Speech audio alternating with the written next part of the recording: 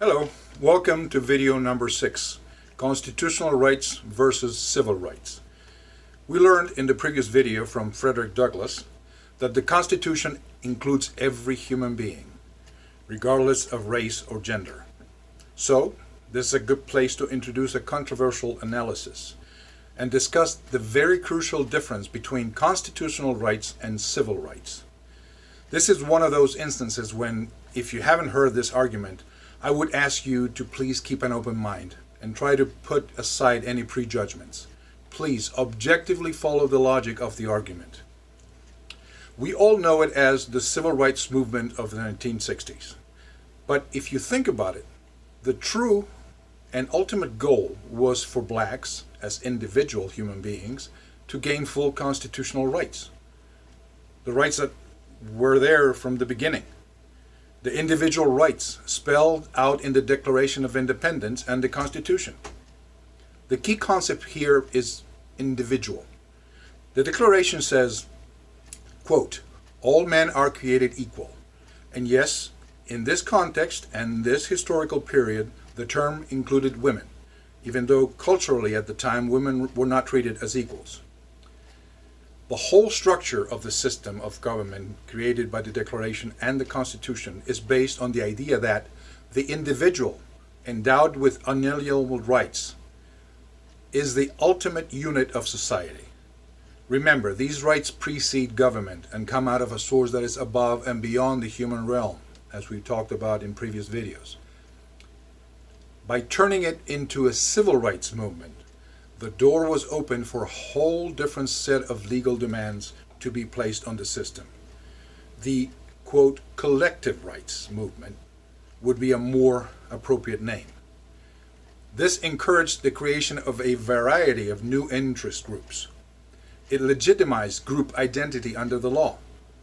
The original intent and motivation of the movement were noble. You can't deny the fact that blacks collectively endured unspeakable suffering for centuries, and that there was a need to address the endemic disadvantages that resulted from the horrible conditions under which generations upon generations lived. It would have been unreasonable not to come up with the social tool of affirmative action. There was a real need to help accelerate the advancement of the group in the social, economic, and educational ladders. But this came with unintended consequences. I'm not a legal scholar by any means, but it seems that the moment the idea of civil rights was added to the mix, the whole legal framework changed.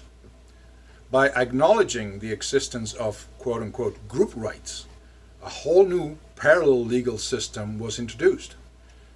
Through the decades, it has degenerated to the point where any group can claim to have grievances of any kind and play the system. There's no real limit to reasonable criteria to curtail what can be considered a civil right.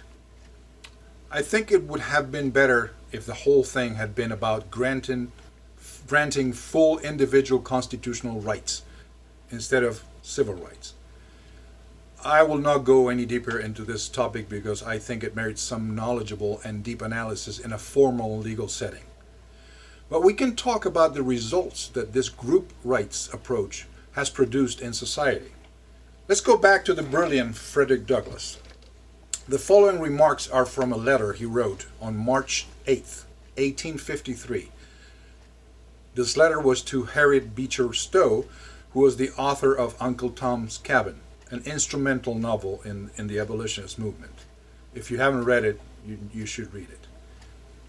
He says, quote, "I assert, then, that poverty, ignorance, and degradation are the combined evil, or in other words, these constitute the social disease of the free colored people in the United States."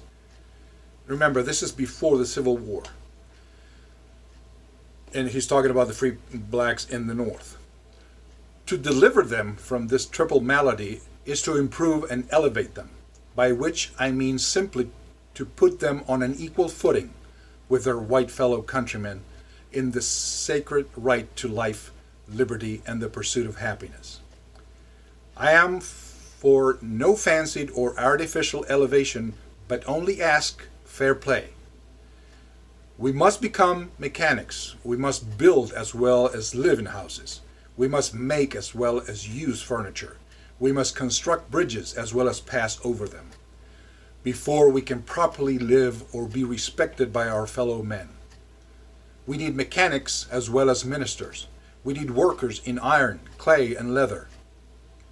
We have orators, authors, and other professional men, but these reach only a certain class and get respect for our race in certain select circles. To live here as we ought to, we must fasten ourselves to our countrymen through their everyday cardinal wants. We must not only be able to black boots, but to make them. At present, we are unknown in the northern states as mechanics.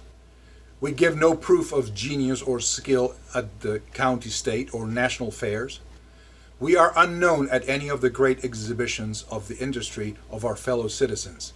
And being unknown, we are unconsidered.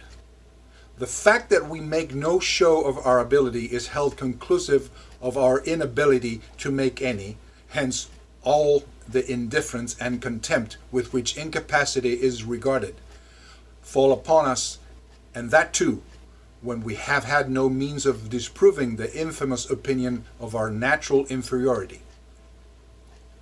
I have, during the last dozen years, denied before the Americans that we are an inferior race. But this has been done in arguments based upon admitted principles rather than by presentation of facts.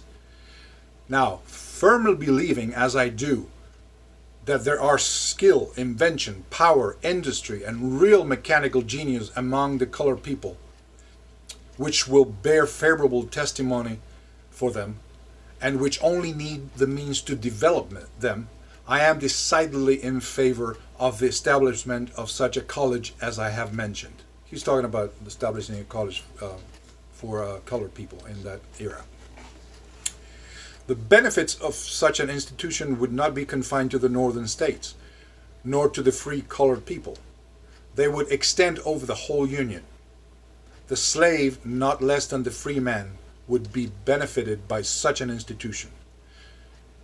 It must be confessed that the most powerful argument now used by the Southern slaveholder, and the one most soothing to his conscience, is that derived from the low condition of the free colored people of the North.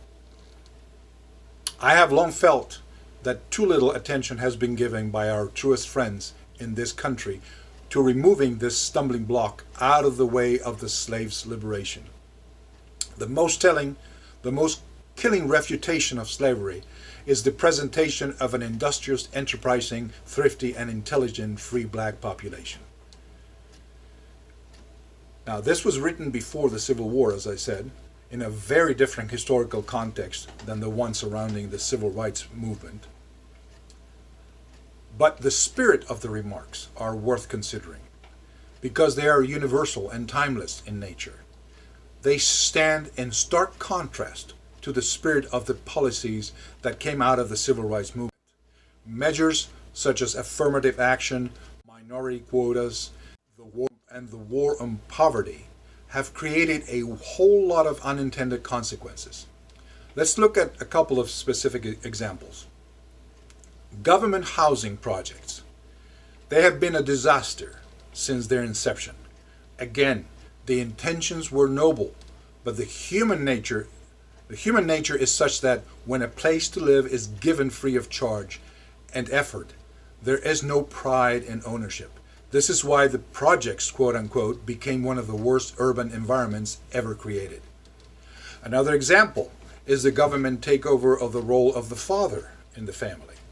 Again, the intentions were good. The consequences were devastating. When the government literally pays women for having kids, why would fathers stick around? Always look at the results, not the intentions. And you will find that most of the time, when government gets involved to, quote unquote, help or to cure something that is wrong, the cure is always worse than the disease. I'll see you next one.